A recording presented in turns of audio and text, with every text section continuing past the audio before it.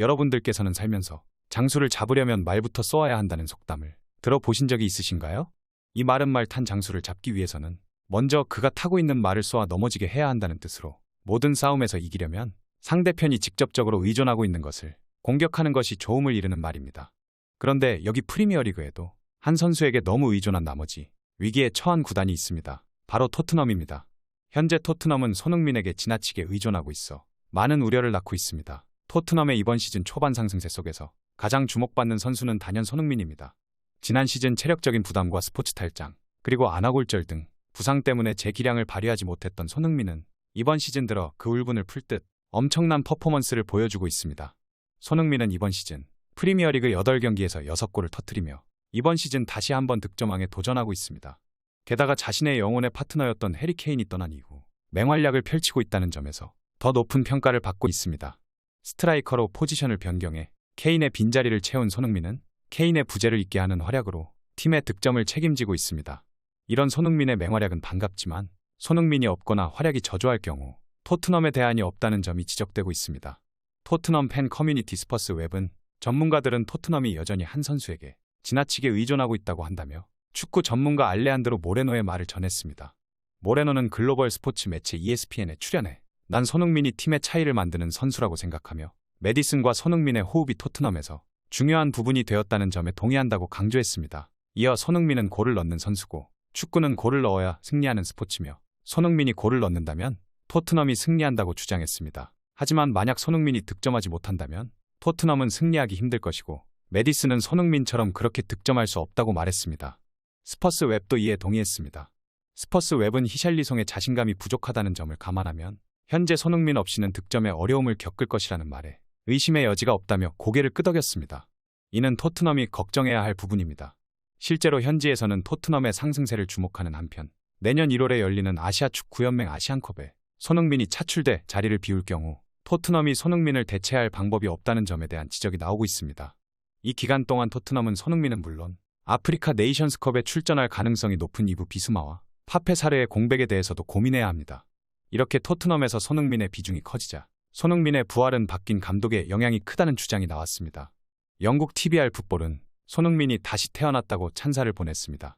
이어 토트넘은 지난 시즌이 끝날 무렵 잉글리시 프리미어리그에서 가장 최악의 팀이었다고 해도 과언이 아니었지만 올 시즌엔 엔제 포스테코글루 감독 체제에서 완전히 다른 팀으로 거듭났다고 전했습니다.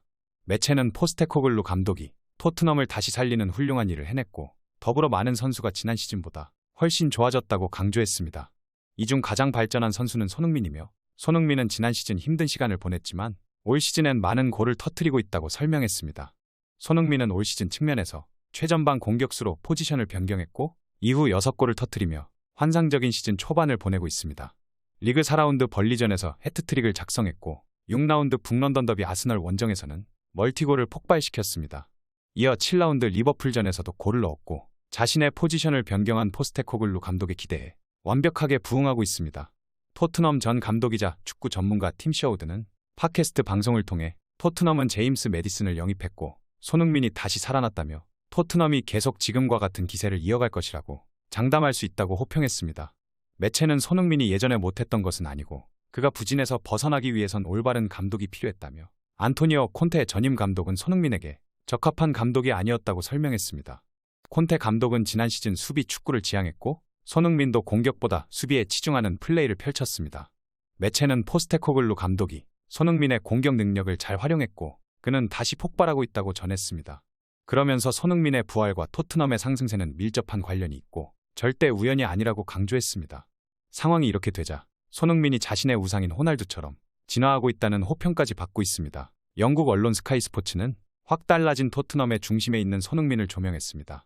매체는 손흥민은 해리 케인의 이적 이후 토트넘의 주연이 됐다고 바라봤습니다.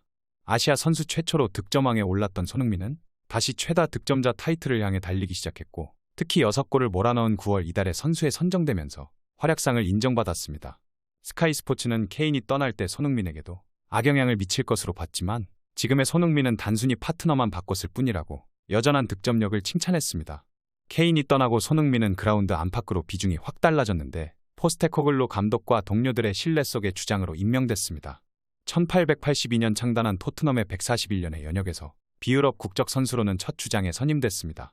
매체도 손흥민의 팀 내 역할이 남달라졌고 이런 측면에서 케인의 이적은 손흥민의 커리어에 아주 적절한 순간 이뤄졌으며 31살의 나이에 보다 중심적인 역할을 하고 있다고 해석했습니다. 포지션도 변화가 큰데 케인이 떠나고 마땅한 스트라이커가 없자 손흥민이 최전방에 서기 시작했습니다. 이전에도 측면이 아닌 가운데에서도 놀라운 결정력을 발휘했던 손흥민이라 스트라이커 보직도 무리 없이 해내고 있습니다. 스카이 스포츠는 이 부분을 두고 호날두와 비교했습니다.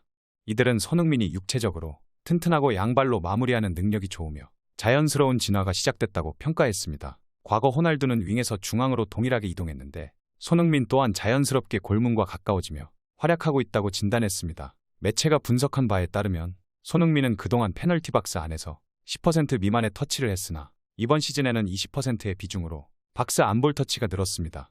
이는 포스테코글루 감독의 전술의 안성맞춤이라는 소리입니다. 스카이 스포츠는 포스테코글루 감독이 상대 수비수 뒤에서 뛰면서도 수비를 파괴하는 공격수를 선호하는데 이 시스템에서 케인보다 손흥민이 더 자연스럽다고 전했습니다. 또 손흥민이 있어 플레이메이커인 제임스 매디슨도 공간을 확보할 수 있으며 손흥민은 진정한 공격수로 진화했다고 칭찬했습니다. 이 말은 손흥민의 활약이 연봉 2,700억 받고 사우디에서 뛰고 있는 호날두 선수에게 근접했다는 소리입니다. 호날두는 명실상부 역대 최고의 선수 중 한 명입니다. 리오넬 메시와 다시는 없을 강력한 라이벌을 구축했고 역대 최고의 선수 탑5에도 빠지지 않고 들어가는 선수입니다. 그는 대표팀에서도 엄청난 영향력을 보이고 있습니다. 2003년 8월 A매치에 데뷔한 호날두는 20년 넘게 포르투갈의 공격을 이끌고 있습니다. 통산 202경기에 출전하며 125골이라는 괴물 같은 기록을 남겼으며 이는 A매치 역대 득점 1위에 해당하는 수치입니다. 호날두의 도전은 계속되고 있는데 지난 슬로바키아와의 유로 2024 예선 매치데이에 선발로 나와 멀티골을 터뜨리며 팀의 3대2 승리를 이끌었습니다. 그의 A매치 125골이자 통산 857번째 득점이었습니다. 이렇게 위대한 업적을 이룬 호날두에 근접하는 평가를 듣고 있는 손흥민은 아이러니하게도 몸값 하락이 진행되고 있습니다. 모두가 의아해하고 있는 상황인데 트랜스퍼마르크트는 2023년 동안 가장 크게 몸값이 떨어진 선수를 공개했습니다. 손흥민은 2천만 유로가 하락해 9위에 이름을 올렸습니다. 30대에 접어든 손흥민은 몸값 하락을 피하지 못했는데 해당 소식을 접한 팬들은 손흥민이 왜 하락했는지 모르겠다며 의아하다는 반응을 보였습니다. 유럽 축구 통계 매체 트랜스퍼마르크트는 소셜미디어를 통해 2023년 동안 가장 몸값 하락폭이 큰 톱10의 선수를 공개했습니다. 매체는 최근 세계 각지 선수들의 몸값을 갱신했는데 이 과정에서 가장 큰 폭으로 몸값이 하락한 선수들만 별도로 집계한 것입니다. 하위권에서 눈길을 끄는 건 손흥민이었습니다. 2023년 초반 7천만 유로, 한국 돈 1,000억 원의 가치를 지녔다고 평가받은 그는 총 2천만 유로, 한국 돈 286억 원이 하락했습니다. 매체는 손흥민의 몸값을 5천만 유로, 한국 돈 716억 원이라고 평가했는데 이는 아시아 출신 선수 중 공동 2위입니다. 아시아 출신 몸값 1위는 김민재입니다. 김민재는 6천만 유로, 한국 돈 860억 원의 가치를 지녔다고 평가받고 있습니다. 한편 손흥민이 9위에 오르자 일부 축구 팬은 해당 게시글에 좋은 시즌을 보내고 있는 손흥민이 왜 있는지 모르겠다는 반응을 보였습니다.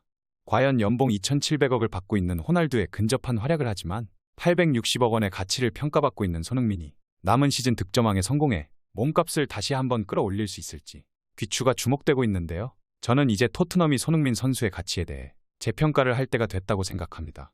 토트넘은 손흥민 선수가 없으면 망한다고 할 정도로 의존도가 심합니다.